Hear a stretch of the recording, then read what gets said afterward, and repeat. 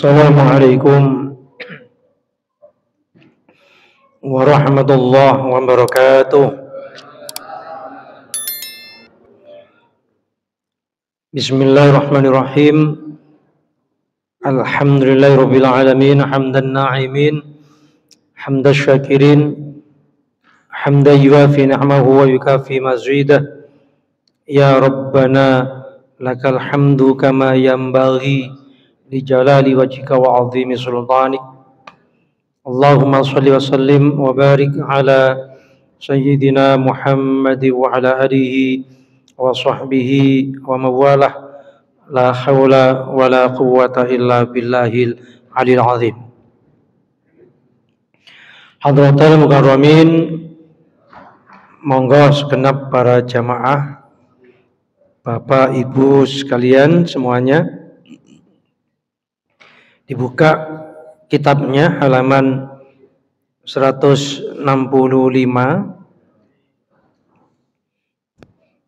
kelanjutan dari bab kemarin yang berkenaan dengan tercelanya orang yang durhaka kepada kedua orang tuanya.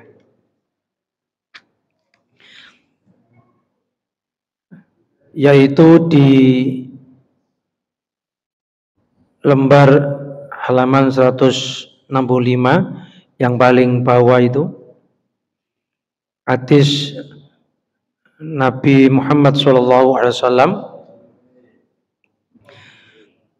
Bismillahirrahmanirrahim. Walladzi ba'atsani bil haqqi nabiyyan, dan demi Allah yang telah mengutusku menjadi rasul, bil haqqi, dengan hak, dengan nyata benar, nabiyan, seorang nabi, sampai nabi itu bersumpah, ya. Ma min abdin, tidaklah di antara seorang hamba, tidaklah seseorang, razaqahullah, yang Allah telah memberikan rezeki baginya, malan, berupa harta, berupa makanan, berupa uang, thumma barron walidayhi, kemudian seseorang itu berbuat baik, berbakti kepada kedua orang tuanya, illa kana ma'i fil jannah, kecuali dia nanti itu bersamaku di surga.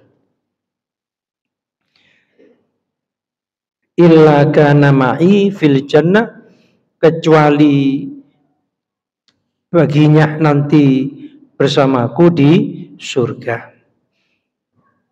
Jadi kalau ingin kita menemani Nabi di surga, salah satu amal kebaikan itu berupa bakti kepada kedua orang tua. Faqala rajulun ya Rasulullah, maka ada seorang sahabat yang bertanya kepada Rasulullah Muhammad sallallahu alaihi wasallam,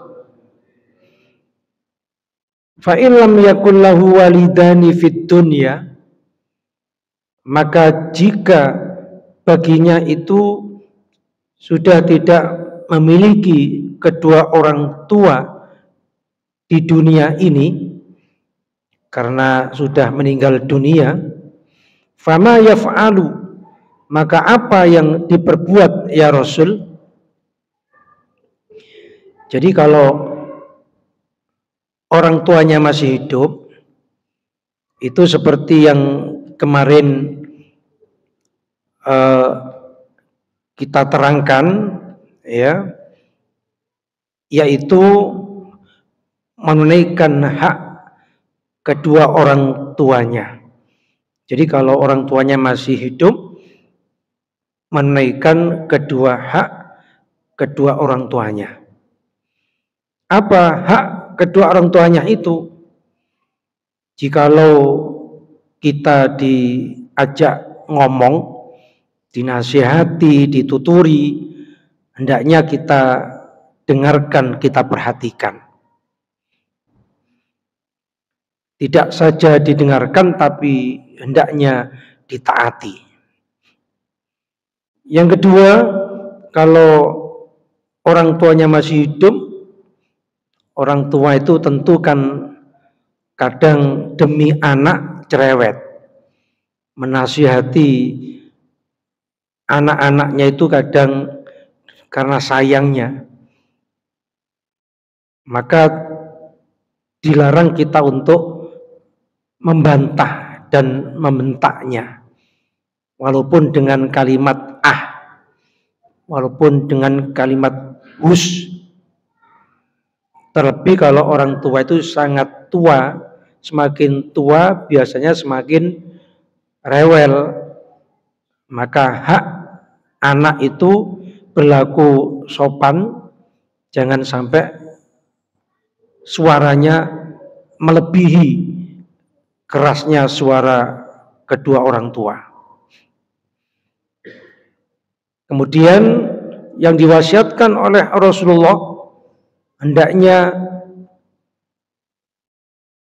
memberikan makan untuk kedua orang tuanya. Artinya ya memberikan belanja, memberikan uang, mentraktir macam-macam lah. Sehingga anak itu tidak memperhitungkan kalau demi kedua orang tua. Sehingga yang disampaikan oleh Rasulullah, setiap sesuap makanan yang diberikan anak kepada kedua orang tuanya itu adalah dibangunkan sebuah istana di surga. Sehingga bagaimana anak itu memperhitungkan pemberiannya, sedangkan sesuap makan itu dinilai oleh Allah dengan diganti istana di surga.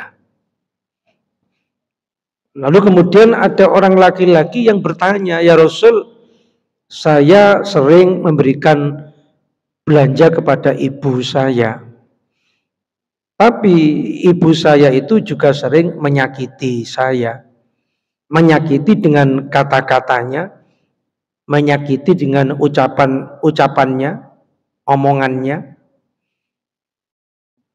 Maka kemudian dijawab oleh Nabi, demi Allah, sampai Nabi pun juga bersumpah, wallahi, demi Allah, andai kata engkau potong dagingmu, lalu engkau berikan kepada bapak ibumu, maka itu semuanya belum menunaikan seperempat haknya. Jadi andai kata daging kita yang kita berikan kepada bapak ibu kita bukan sekedar harta. Makanya kalau diberikan rumah, diumroh dan dihajikan, dibangunkan rumah, diberikan mobil, itu belum seberapa. Daging yang kita punya di tubuh kita dipotong-potong, kita hadiahkan ke bapak ibu itu, kata Nabi, belum memenuhi seperempat hak bapak ibunya, belum seperempatnya, apalagi 100%-nya. Sehingga Rasulullah itu bersabda, al jannatu tahta aqdamil ummahat, surga itu berada di tapak kaki ibu kalian. Jadi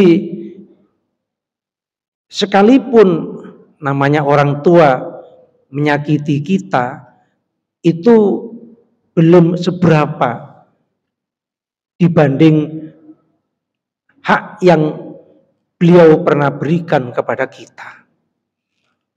Dan bagi kita orang mukmin, ya, bagi kita orang mukmin, bahwa perintah Allah itu kita harus bakti kepada kedua orang tua. Dengan begitu kita berbakti itu apa alasannya? Ya perintah Allah. Andai kata ada orang tua yang tidak melakukan kebaikan-kebaikan kepada kita, misalnya begitu melahirkan seseorang itu dibuang di sampah, atau ketika seseorang itu lahir bapaknya selingkuh, melarikan diri, nikah dengan wanita lain, dia nggak tahu siapa bapaknya. Ketika sudah dewasa, lalu kemudian tahulah siapa bapaknya. Walaupun bapak ibunya tidak memberikan kebaikan kepada si anak, bagaimanapun itu orang tuanya. Sehingga bagi orang mukmin, perintah Allah kita harus berbuat baik kepada kedua orang tua. Apakah itu orang tua yang pernah berbuat baik kepada kita atau tidak? Jadi jangan terjebak dengan karena ibu melahirkan kita bersakit-sakit, demikian pula bapak berbuat baik kepada anak, memberikan nafkah dan begitu seterusnya. Bagaimana kalau mereka tidak berbuat baik, lalu apakah kita tidak berbakti? Jadi berbaktinya kita itu karena perintah Allah. Di samping pula tentu kebaikan-kebaikan daripada orang tua kita. Andai kata pun Allah tidak memerintahkan kita berbakti kepada kedua orang tua yang sesuai dijelaskan dalam Al-Quran, secara logika pun juga anak itu harus berbakti kepada orang tua. Walaupun Al-Quran misalnya tidak memerintahkan kita berbuat bakti kepada kedua orang tua, secara akal tentunya anak ya tetap berbuat bakti kepada orang tua. Jadi diwalak-walik gak iso, tetap namanya anak harus birrul walidain, berbuat bakti kepada kedua orang tua. Oleh karena itulah Nabi itu kemudian menyampaikan hadis yang asbabul wurudnya al-jannatu tahta adamil ummahat itu, bahwa surga berada di balik kaki ibu itu karena ada sahabat yang bertanya, bagaimana langwang saya beri uang, saya beri nafkah, saya beri ini itu masih menyakiti.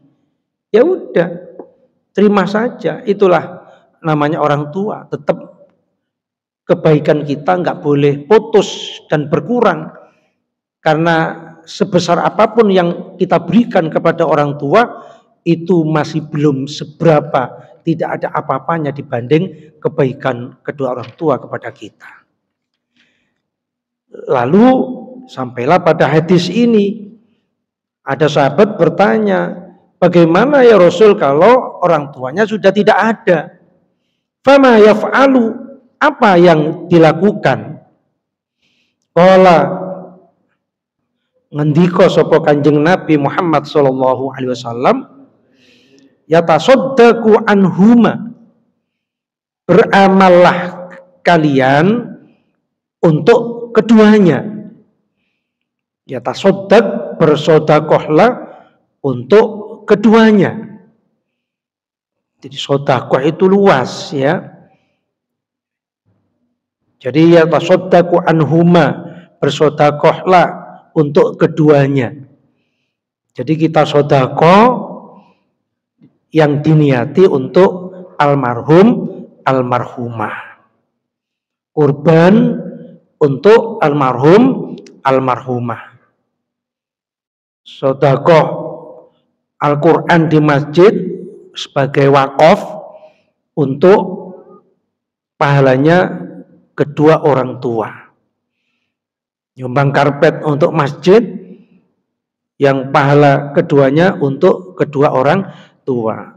semakin nilai barang itu awet, maka tentu akan semakin mengalir pahalanya itu kepada almarhum almarhumah kedua orang tua kita. Apalagi yang diwakafkan itu tanah misalnya, wakaf tanah, lalu untuk madrasah, untuk masjid, untuk musola dan lain sebagainya. Selama tanah atau bangunan itu digunakan kebaikan, mengalirlah pahala untuk kedua orang tua kita itu. Jadi yatasaddaqu anhuma, beramal berupa sedekah untuk kedua orang tua kita. Bit'amit ta'am, dengan memberi makan. Jadi bisa dengan cara memberi makan. Sekarang itu kan tren ya, tren sekarang. Jumat barokah. Jadi membawa 10 bungkus untuk orang-orang yang sholat Jumat. Atau membawa bungkusan dibagikan di pinggir embong. Orang-orang yang mungkin tukang becak atau mereka yang membersihkan jalan dan sebagainya. Atau diberikan ke panti asuhan, anak-anak yatim. Banyaklah ya teknis-teknis cara-cara sebagaimana yang disampaikan oleh Nabi, ita'amut ta'am, dengan memberikan makan, pahalanya untuk kedua orang tua kita. Dan enaknya apa? Orang tua dapat pahala, kita pun juga dapat pahala. Jadi orang tua dapat, kita dapat, irasirus gitu. Jadi it'amut ta'am, wa qiraatil Qur'an, dan membaca Al-Qur'an. Ya, membaca Al-Qur'an. Membaca Al-Qur'an diniati, bacaan itu pahalanya untuk almarhum kedua orang tua. Nah, ngaji gini nih, panjenengan ngaji, ya panjenengan niat pahala ngaji ini untuk kedua orang tua. Panjenengan kan sering diundang tahlil. Nah, ketika tahlilan itu jangan lupa mendoakan juga untuk kedua orang tua. Jadi iras-irus diundang sekaligus kirim doa untuk kedua orang tua. Atau panjenengan panggil anak-anak sini ya, panggil anak-anak Nurul Islam ini kan pinter-pinter baca Quran, undang ke rumahnya, undang di rumah, lalu di rumah dibacakan Al-Quran, niatnya untuk almarhum kedua orang tua kita. Banyaklah cara-cara yang sebagaimana disampaikan oleh Nabi, it'amut ta'am wa qiraatil Quran. Atau misalnya di sini ada marbot pinter baca Quran, Ustadz ini tolong bacakan Quran, diamplopi gitu, tolong nanti hadiahkan ke ini ya, nanti dibacakan gitu. Wa du'ai, dan juga doa ya, didoakan. Malah dalam sebuah hadis itu diterangkan salah satu amal yang terus mengalir untuk orang yang sudah meninggal dunia itu adalah doa si anak ya. Idza mata ibnu Adam in qata'a amalhu illa min salasin. Manusia, anak Adam itu jikalau meninggal dunia akan terputus semuanya kecuali 3 hal. Salah satunya apa? Ya doa anak. Makanya kalau anak itu tidak mau mendoakan kedua orang tuanya, sama halnya menyia-nyiakan waktu yang diberikan oleh Allah kepada kita. Makanya setiap seusai sholat wajib kita untuk mendoakan kedua orang tua kita. Allahumma ghfirli dzunubi wali walidayya warhamhuma kama rabbayani shaghira.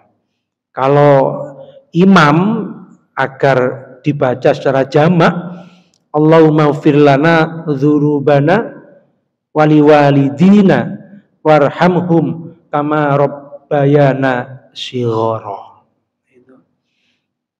Jadi itu yang hendaknya kita baca seusai sholat 5 waktu, bahkan ya kapanpun boleh, yang artinya ya Allah ampunilah dosa-dosa kami, dosa kedua orang tua kami, dan berikan keduanya kasih sayang Engkau ya Allah, sebagaimana beliau berdua memberikan kasih sayang mereka kepada kami di saat kami kecil. Gitu. Bahkan orang tua kita itu tidak hanya sayang kepada kita di masa kecil.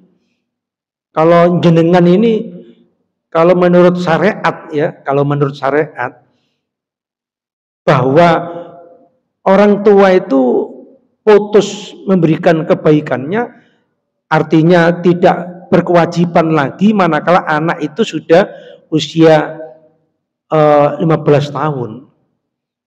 Ya udah, itu sudah memberikan kewajibannya orang tua. Tapi mana ada di tengah masyarakat kita atau di jamaah Masjid Nurul Islam ini melaksanakan usia 15 tahun sudah selesai gitu, nggak ada.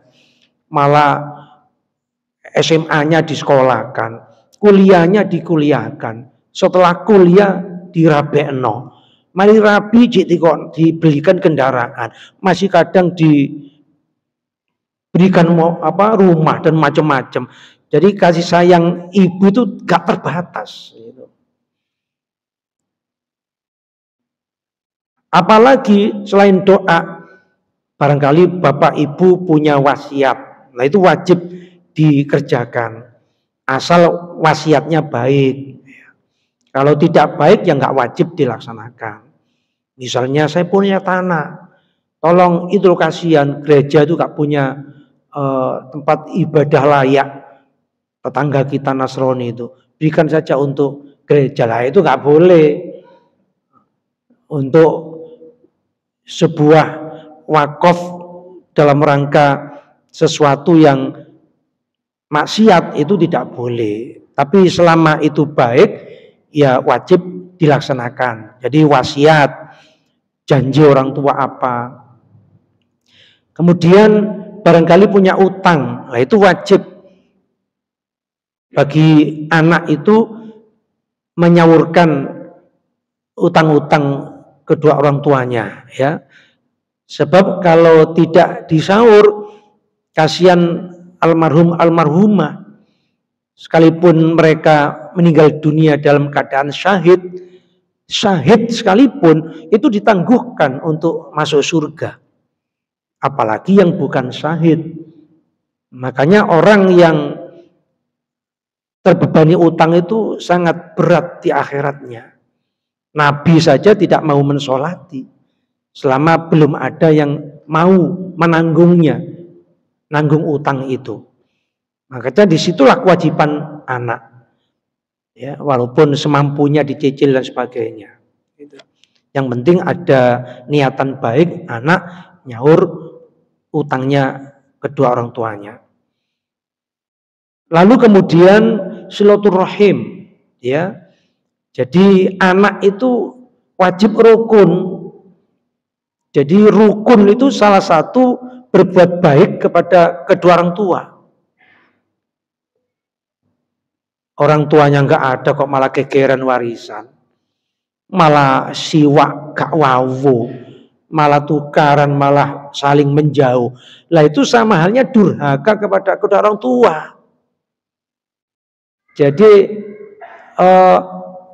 kalau anak itu kepingin berbakti kepada kedua orang tua yang sudah meninggal dunia, ya harus rukun, wajib rukun, gak boleh tidak rukun. Makanya dibagi warisan itu secara baik, ya. termasuk silaturahim, melanjutkan hubungan kekerabatan yang baik ke pamannya, ke bibinya, ke saudara-saudara, kedua orang tuanya, ya. Jangan orang tuanya nggak ada, ya wis gak gelem nong pamane mana, nong BPE mana, wis putus gitu saja, ngurusi keluarganya dewe. Nah ini yang banyak tidak dilakukan, ya. Jadi berbuat baik kepada kedua orang tua itu selama umur kita, selama kita masih hidup, ya selama itu pula kita berbakti.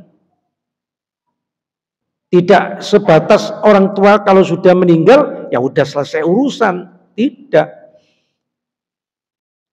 Apalagi kalau anak laki, ya. Kalau anak laki itu berbakti kepada bapak ibunya, sekalipun dia sudah menikah tetap berkewajiban. Selama ibunya, bapaknya masih hidup, ya. Kalau anak perempuan, dia kan ikut suaminya, sehingga dia wajib berbakti kepada suaminya. Tapi kalau anak laki itu harus yang dimenangkan orang tuanya, yang harus dimenangkan itu orang tuanya, yang harus didahulukan itu adalah kedua orang tuanya.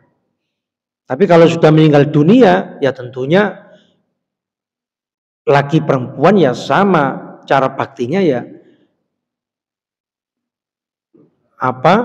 silaturahim, rukun, ya, termasuk mengamalkan ilmu yang pernah diajarkan. Makanya seperti Gus Dur, sedikit-sedikit kata mbah saya, kata bapak saya. Gus Bah itu beliau hafal itu setoran ke abahnya. Makanya sedikit-sedikit kata abah saya. Makanya mengamalkan ilmu yang dulu pernah diwasiatkan orang tua itu termasuk salah satu cara berbakti. Jadi orang tua dulu pernah pesan apa sih? Dulu orang tua pernah menyampaikan apa sih? Nah itu kalau kita amalkan, terutama ibu itu sering nasihat-nasihati kita, ya, sehingga menjalankan nasihat orang tua dan orang tua sudah meninggal itu salah satu bentuk daripada bakti kita kepada kedua orang tua kita. Jadi banyaklah, ya, hal-hal yang bisa dilakukan.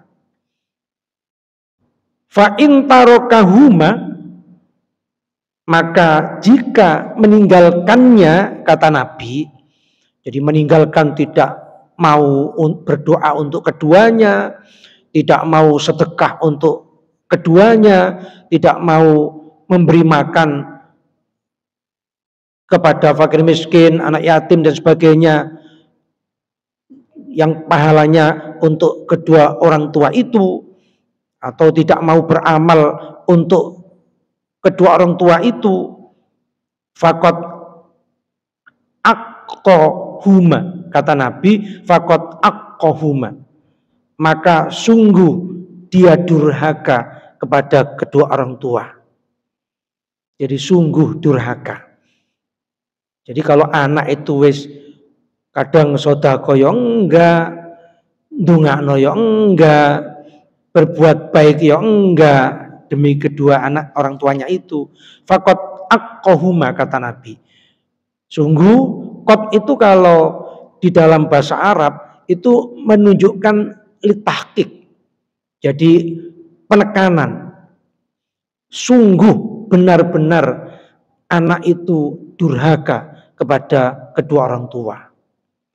Faqad aqqaha, maka barang siapa yang durhaka kepada kedua orang tuanya, faqad asa, maka sungguh dia bermaksiat. Artinya maksiat kepada Allah.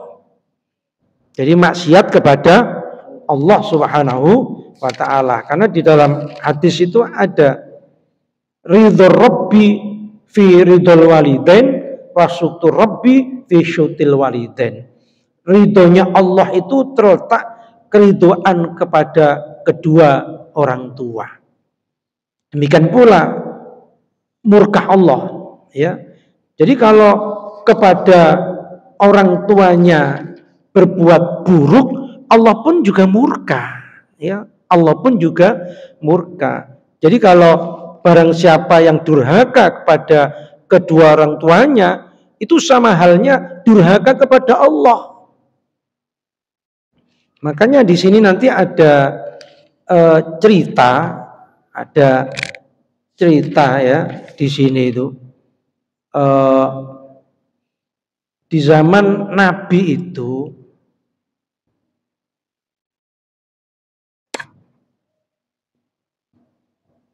ini apa? Ada cerita di halaman 170 itu ya. Di halaman 170 ada sahabat itu ketika naza sakratul maut itu dari Ali bin Abi Thalib, dia berkata, kami duduk dengan Nabi, lalu tiba-tiba datang seorang laki-laki sambil menyampaikan salam, assalamualaikum, waalaikumsalam, kata mereka. Lalu laki-laki itu menyampaikan perihal kepada Rasulullah, ya Rasul, sungguh Abdullah bin Salam mengundang engkau untuk meninggalkan pesan kepada engkau, sebab beliau dalam keadaan sakit dan akan meninggal dunia dalam keadaan nazak. Karena ada susulan seperti itu, maka datanglah Rasulullah ke Abdullah bin Salam itu, lalu sambil mentalkin, asyhadu an la ilaha illallah wahdahu la syarikalah wa anna Muhammadan abduhu wa rasuluh. Tapi sepertinya Abdullah ini tidak bisa menirukan, ya, ketika mengucapkan syahadat 3 kali di telinga Abdullah. Tapi Abdullah ini tidak bisa menirukan, seperti terkunci mulutnya, sehingga Rasulullah itu terkejut lalu mengucapkan la haula wala quwata illa billahil aliyil azim. Gerangan ada apa ini? Ini sahabat ini ya, sahabat Nabi yang ahli jamaah, yang ahli ibadah dan ahli sedekah. Jadi yang namanya Abdullah bin Salim ini seorang sahabat yang ahli sholat berjamaah dan juga ahli bersedekah. Lalu kemudian Nabi itu bilang ke sahabat Bilal, Bilal, coba engkau pergi ke istrinya, coba tanyakan apa kira-kira yang dilakukan oleh suaminya ini, kok sampai ditalkin saja mulutnya seperti terkunci itu. Maka istrinya menjawab, demi Allah, demi Rasul, demi hak Rasul, sejak hari dia mengawini saya, belum pernah saya melihat dia meninggalkan sholat. Loh, ini persaksian istrinya, demi Allah, demi Rasul, bahwa Abdullah bin Salam itu persaksian saya, kata istrinya, tidak pernah meninggalkan sholat jamaah di belakang Nabi. Kita saja nggak pernah sholat jamaah di belakang Nabi. Abdullah bin Salam ini persaksian istrinya tidak pernah meninggalkan sholat jamaah, sekalipun selalu jamaah di belakang Nabi. Dan tidak pernah satu hari pun untuk tidak melakukan kebaikan berupa sedekah. Jadi tidak ada hari yang kosong untuk tidak sedekah. Setiap hari sedekah terus. Setiap hari sholat jamaahnya jamaah terus. Hanya saja ibunya itu pernah tidak merelakan dia Jadi ibunya itu pernah suatu ketika nggak ridho sama dia, tuh nggak ridho. Gitu. Maka lalu kemudian datangkanlah ibunya kepada saya. Coba ibunya panggil. Lalu Bilal berangkat ke ibunya, ternyata dipanggil nggak mau. Ibunya nggak mau. Lalu kemudian Bilal menyampaikan kepada ibunya, cobalah datang kepada Rasulullah supaya anakmu itu Abdullah, dia sungguh akan meninggal dunia, supaya dipermudah oleh Allah. Kata ibunya, demi hak Rasulullah saya tidak akan pergi dan saya tidak akan menghalalkannya sejak di dunia sampai di akhirat, sebab dia pernah menyakiti hati saya, kata ibunya. Jadi karena pernah menyakiti hatinya, lalu dia nggak mau dipanggil Nabi pun juga nggak mau. Lalu Bilal pulang menyampaikan kepada Rasulullah, lalu gantian, kalau begitu engkau aja Umar. Sahabat Umar kan lebih tegas ya, lebih keras. Didampingi Sayyidina Ali, coba datang ibunya. Ini anaknya sudah dalam keadaan sakratul maut kok nggak merelakan juga. Maka begitu sahabat Umar dan sahabat Ali sampai kepada ibunya itu, maka agak memaksa, engkau harus pergi bersama kami, kata sahabat Umar. Lalu ibunya itu terpaksa berangkat dengan Rasulullah. Kemudian dinasihati oleh Nabi, cobalah lihatlah putramu ini, kasihan dalam keadaan sakratul maut, tapi terkunci mulutnya, tidak bisa mengucapkan kalimat dua syahadat. Lalu berkatalah ibunya, hai anakku, demi Allah saya tidak akan menghalalkan hakku terhadap kamu di dunia sampai akhirat. Maka kemudian ketika perempuan itu menghalalkan, ya, ketika orang tua itu menghalalkan, seketika itu si Abdullah bin Salim itu bisa mengucapkan dua kalimat syahadat. Jadi gerangan apa yang pernah dilakukan sahabat itu tadi, walaupun ahli jamaah, ahli sedekah, kata ibunya bahwa dia itu pernah tersakiti karena memukulnya. Jadi pernah memukul ibunya dan pernah pula mengusirnya demi istrinya. Nah, karena kadang anak itu kan cintanya kepada istrinya kadang lebih mengalahkan terhadap ibunya. Nah, kadang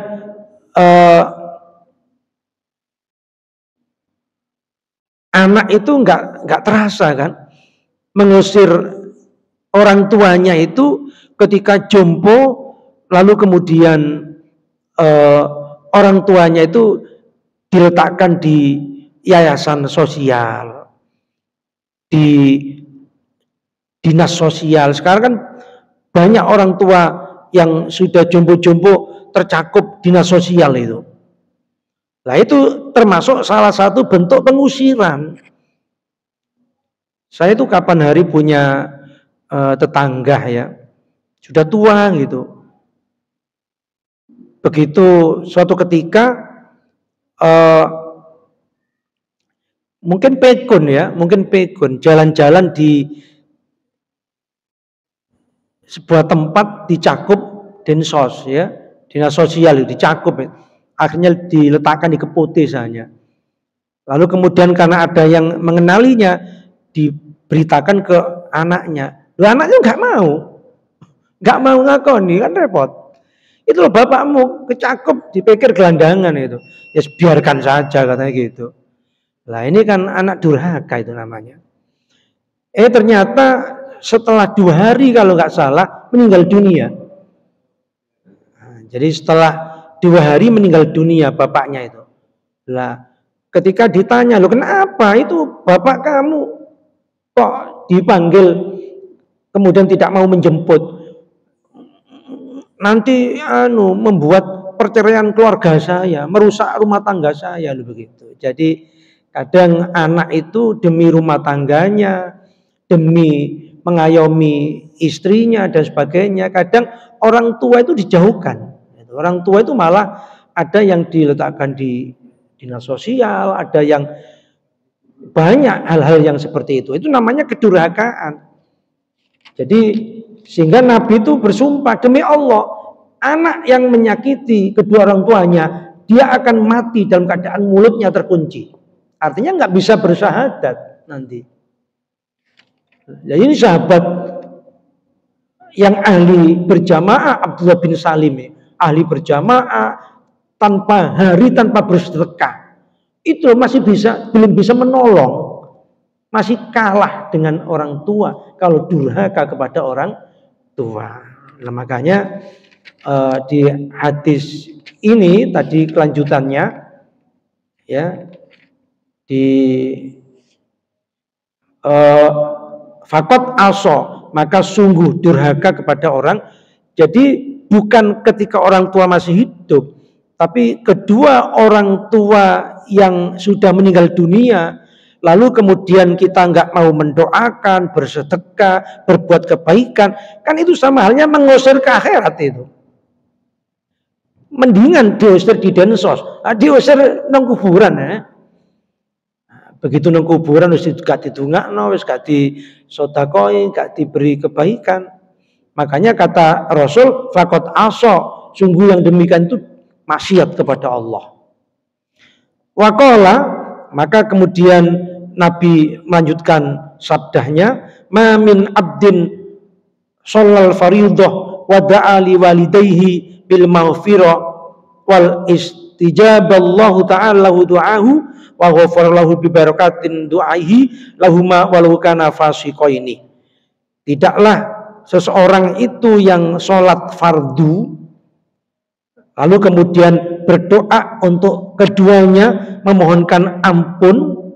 Berarti doa yang paling utama untuk kedua orang tua itu di saat setelah fardu, berarti kan begitu. Tidaklah seseorang yang sholat fardu lalu berdoa untuk keduanya, memohonkan ampun, illastijaballah, kecuali pasti Allah mengabulkan, pasti Allah menerima. Lahu doahu, doanya, wa ghafarolahu, dan mengampuni dosa kedua orang tuanya. Walau kana fasiqaini, sekalipun kedua orang tuanya itu fasik. Sekalipun kedua orang tuanya itu fasik, itu banyak dosa, banyak melakukan pelanggaran-pelanggaran, larang-larangan Allah. Artinya orang tua yang fasik saja dimohonkan ampun anak itu diampuni, apalagi kalau orang tuanya orang tua yang soleh itu. Ya kalau begitu gimana? Orang tua nggak punya dosa, ya berarti menjadi investasi kan, menjadi kebaikan celengan yang menambah kebaikan-kebaikan kedua orang tuanya itu kelak di akhirat kan gitu. Nggak ada hal yang muspro itu, nggak ada hal yang sia-sia itu, nggak ada. Ya sama dengan kita ngaji seperti ini kan diampuni dosa-dosa kita yang begitu besar. Nah bagaimana kalau kita nggak punya dosa? Ya menjadi celengan, berarti menjadi kebaikan-kebaikan yang banyak, yang akan menjadi amal pemberat ketika nanti di mizan saat ditimbang di alam mahsyar itu. Saya kira itu Bapak Ibu sekalian, mudah-mudahan kajian ini menjadikan kita semakin berbuat baik, bakti kepada kedua orang tua kita, baik di saat beliau masih hidup maupun yang telah meninggal dunia. Lah bagaimana kalau melihat anaknya bandel, nakal, atau mungkin kalau kita ini putu itu juga anak, cucu itu juga anak.